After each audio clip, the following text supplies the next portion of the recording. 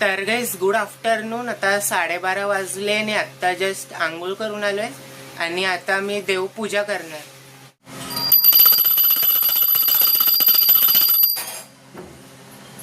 तर गाईस आता 1 वाजले आणि आता मी मंदिरात जातोय, मग त्यानंतर क्लासला जाणार.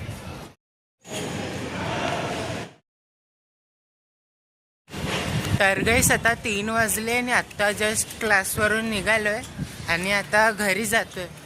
आता मी घरी आलोय आणि आता जेवायला बसलोय. कालवण, चपाती आणि काकडी खातोय. तर गाईस आता 5:30 वाजले आणि आता मी खाली राऊंड मारायला आलोय, कारण की 10,000 स्टेप्स कंप्लीट करायचे. 4,000 स्टेप्स ऑलरेडी कंप्लीटेड आहे, मग आता अजून 6,000 स्टेप्स कंप्लीट करणार. मग भेटतो तुम्हाला नंतर. तर गाईस आता 6:30 वाजले आणि आत्ता जस्ट 10,000 स्टेप्स कंप्लीट झाले आणि आता तुम्ही जे मागे सबवे बघताय तिकडे मी हे सबवे सँडविच आणायला गेलेलो, व्हेजवाला घेतलंय पार्सल आणि आता घरी जातो. मग भेटतो तुम्हाला.